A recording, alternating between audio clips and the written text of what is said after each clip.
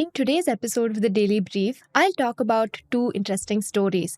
I first talk about whether Indians have stopped buying, and finally, I talk about India needing more women on its factory floors. Welcome back to the Daily Brief show by Zerodha, where our aim is to simplify the biggest news in the financial markets in a way that's one level deeper as compared to news channels. I'm your host Akshara, and today is Thursday, 14th August.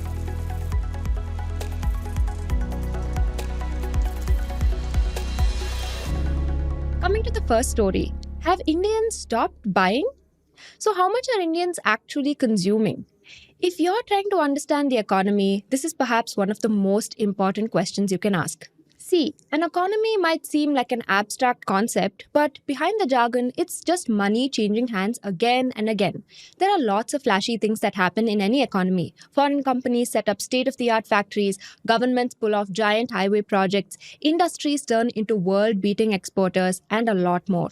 But the beating heart of an economy is simple. It's regular people paying each other.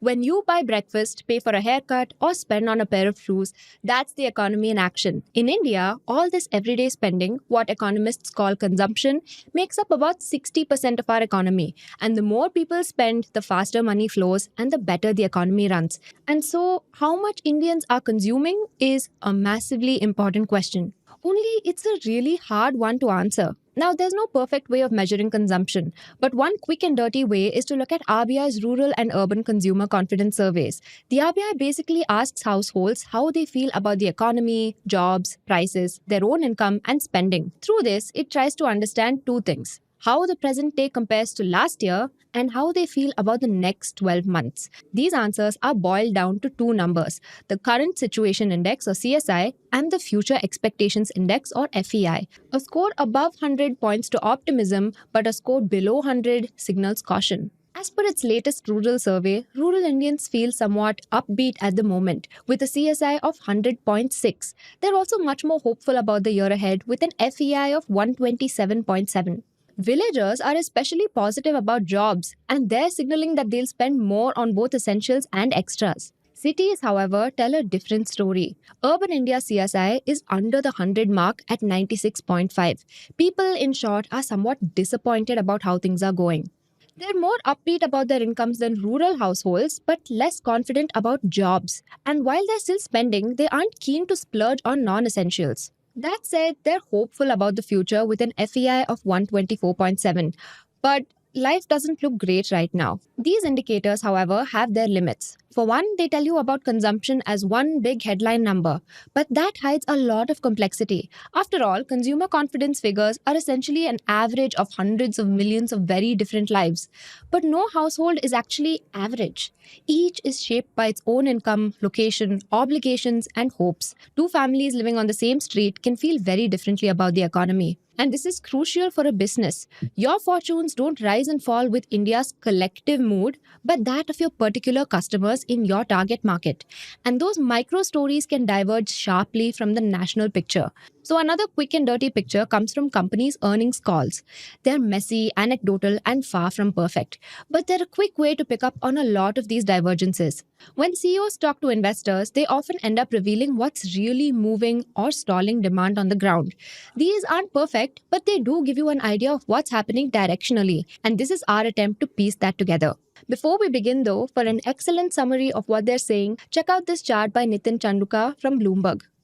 India's economy was thrown off by the rains this year. The monsoon came in May instead of June, and that single month changed everything.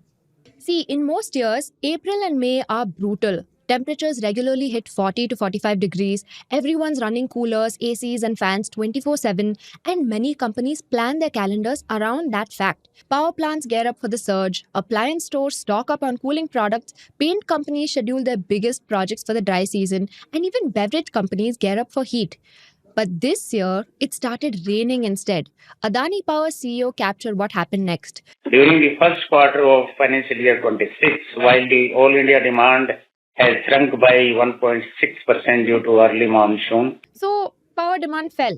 But that isn't all. If people aren't using electricity for cooling, naturally they aren't buying coolers either. Havells, which is one of India's biggest appliance companies, landed up with warehouses full of coolers nobody wanted. Their CEO admits they need 1 or 2 months just to clear all that extra inventory. Asian paints face the same problem. People usually paint houses before the monsoon when it's dry outside. But when it started raining in May, many of these projects were stalled. So, what does this mean in the long run? Across sectors, dealers were stuck with stock they bought as early as March, and all that working capital got locked up, stretching what they could spend the next season. But this means different things for different companies.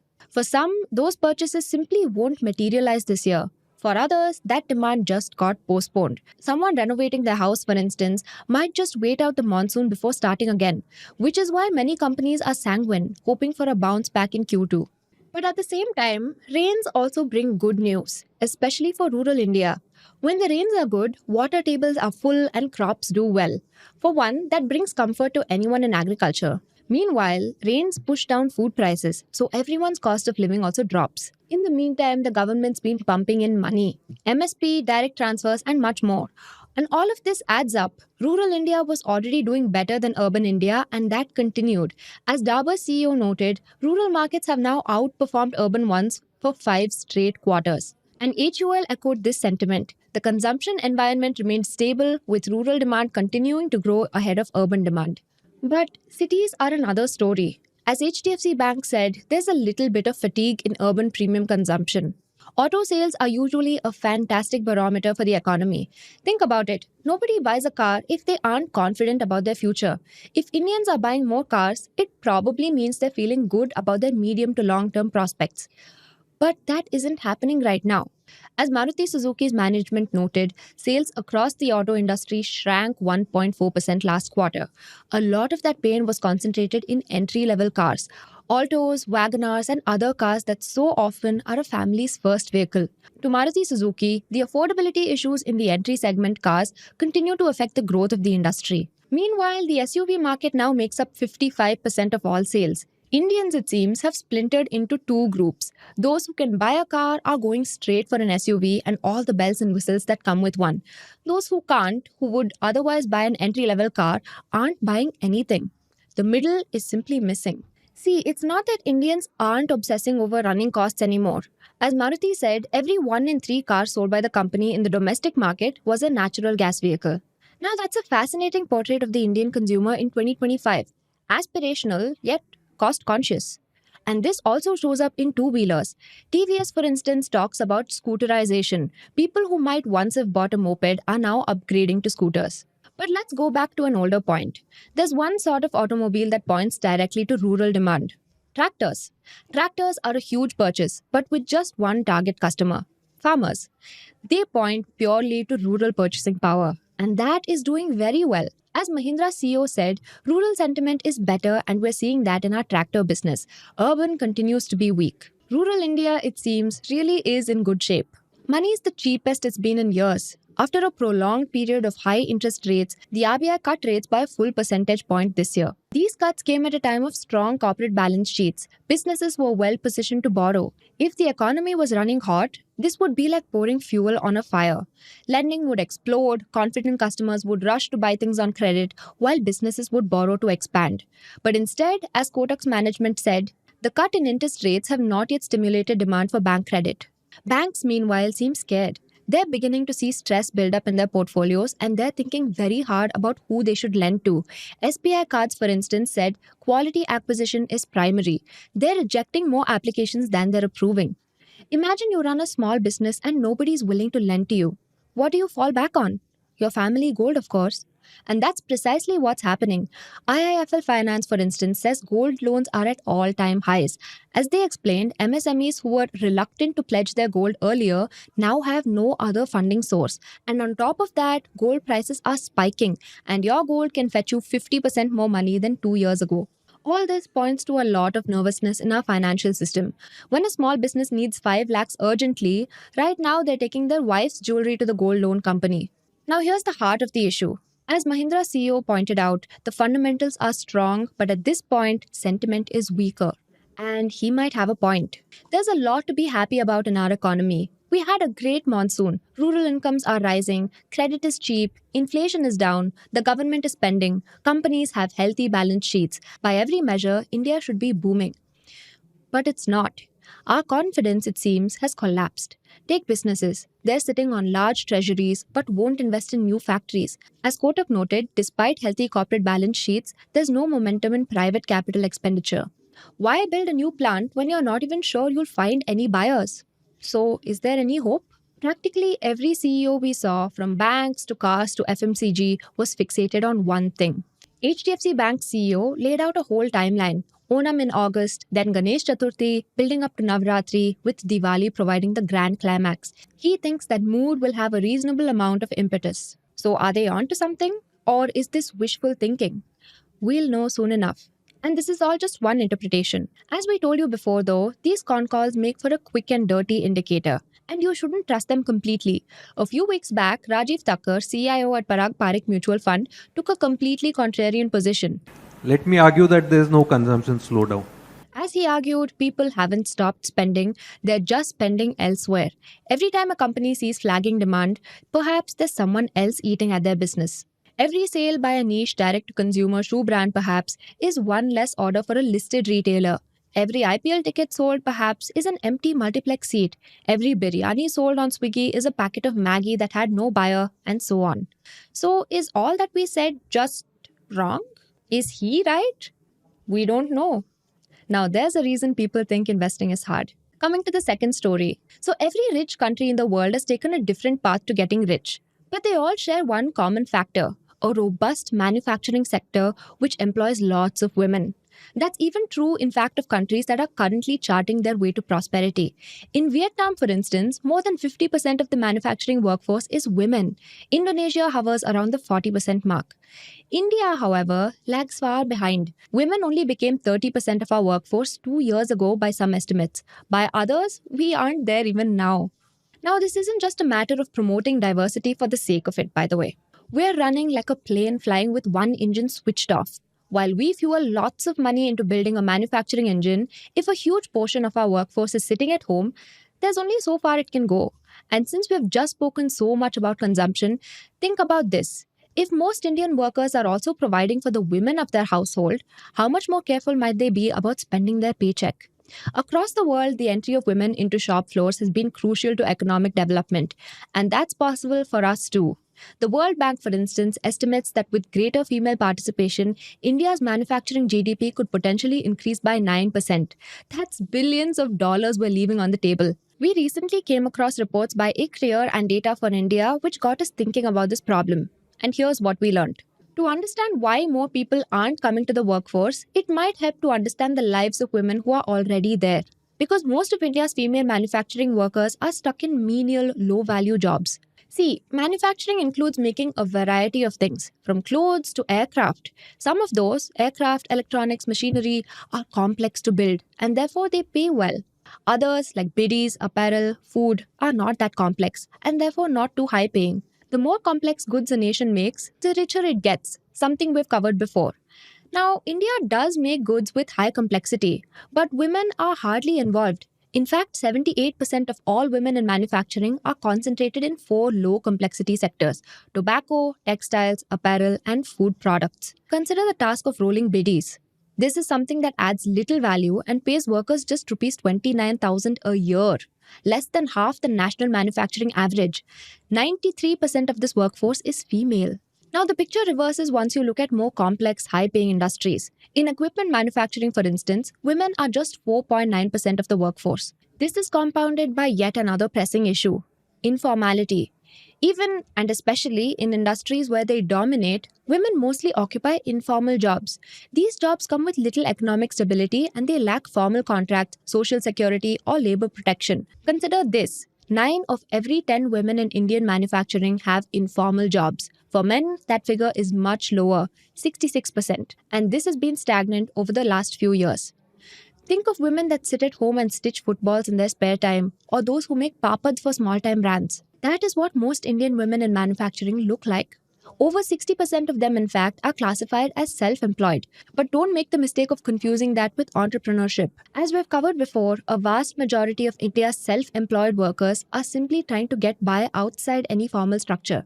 They have low productivity and are extremely insecure. Now, that problem persists even in the organized sector. Most women who are employed in factories in reality work under conditions that are quite similar to informal jobs, without long term contracts, social security, or so on. All of this directly hurts women's wallets. In 2019-20, for instance, a female industrial worker made only rupees 382 per day, while men earned rupees 439 per day. Life, in short, is hard for women in India's manufacturing sector. This story, however, looks very different as you move through different parts of our country. Most formal manufacturing jobs for women are located in South India.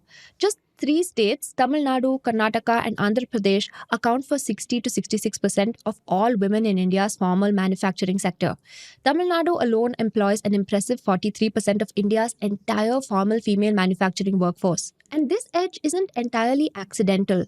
Many of India's recent manufacturing wins have been focused in this small cluster. And this is because these states offer companies a cheap, well behaved, well educated workforce. This is possible in part because of how many women it has, the outcome of years of long term investments in women's education and housing. Women in informal manufacturing, meanwhile, belong to a very different belt. Here, West Bengal leads with 16.4% of informal female manufacturing workers, followed by Uttar Pradesh at 11%. Tamil Nadu, though, is third here as well, accounting for 9.3% of women's informal manufacturing jobs. In other words, when we talk about Indian women in manufacturing, we're actually talking about two parallel economies with weak bridges between them. One is the economy of formal high value in South India, women assembling cars on a Hyundai factory floor or making phones for Apple. The other is more informal, low value, and geographically dispersed, like someone that makes cheap bangles.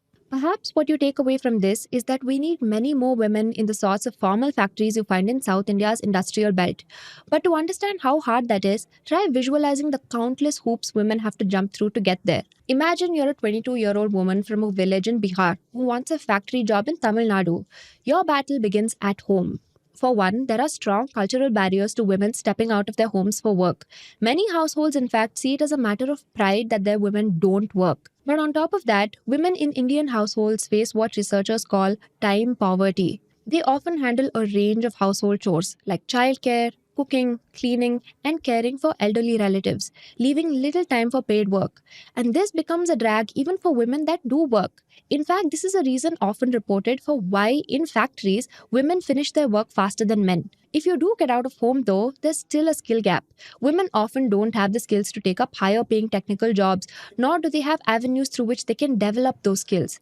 And this narrows their prospects to just basic sewing and packing roles. This shows in the statistics. Only 6% of women in manufacturing have any kind of formal vocational training. And the hiring practices of companies makes this worse. Foxconn, for instance, flatly refused to hire married women for their factories, assuming that they would have too many family responsibilities. And if you do find a job you're suited for, infrastructure becomes the next hurdle. To hire women, companies need to make a lot of investments in everything from creches to outdoor lighting to bathrooms to rest areas to transport. Often you also need to set up dormitories. And many companies simply don't invest in these. And without that, life can be really hard. Here's one statistic. Just 21% of factories in India have designated sanitation facilities for women. Often, women cope with this by just not drinking any liquids before going to work. Now, this is just a small list of barriers, and it's not nearly comprehensive. What do you even do when you face so many hurdles? Well, many just quit, which is why Indian manufacturing companies see high attrition rates for women. We know we've painted a dark picture, but there is a lot we can do to get around this, and a lot is already being done. Governments, for one, are trying hard to break the cycle of stagnation by investing in women even more. Karnataka's Shakti scheme, for instance, offers free buses for women. That one step alone led to a 23% increase in women's employment in Bangalore. Odisha's MSME development policy similarly offers 100% reimbursement of employer contributions to EPF for female workers, compared to 75% for male workers. The private sector hasn't been sitting idle either. Foxconn, for instance, partnered with the Tamil Nadu government to build a massive dormitory to house mostly working women. Shahi Exports, India's largest garment exporter, offers women to and fro transport as well as childcare facilities. For Schindler India, 50% of their entry level campus hiring is reserved for women. Industry bodies expect moves like this to increase more women in the workforce while also reducing attrition rates for existing employees. Ultimately, we need many more such investments for more women to enter manufacturing. These are indeed difficult problems to solve, but with billions of dollars on the line, the consequences of not doing so might be even harder to deal with. Now, coming to the tidbits. The Gensol Group's crisis just deepened. Four former executives alleged the company deducted tax from salaries for a year but never deposited it with the authorities. That leaves approximately 2,200 ex employees potentially liable to pay the same tax again, as the Income Tax Act holds employees responsible even if the employer defaults. Now, coming to the next tidbit. Tilak Nagar Industries has delivered a stellar Q1 FY26 with net revenue up 30.6% year on year to rupees 409.1 crore and PAT surging 120.8% to rupees 88.5 crore. TI's board approved a rupees 59 crore investment to expand Prague distillery's bottling capacity sixfold in Andhra Pradesh, enabling it to meet nearly half of the state's demand for TI brands. Now coming to the next tidbit. Motilal Oswal Financial Services has invested rupees 400 crore in quick commerce firm Zepto as part of a larger rupees 1000 crore fundraising round. The investment aims to generate long-term returns with additional funds coming from domestic investors and Zepto's founders. Coming to the next tidbit. India's retail inflation eased to 1.55% in July 2025, the lowest in 8 years, driven by falling food prices like vegetables and pulses. While this offers relief to consumers, it may limit the Reserve Bank of India's room for further rate cuts.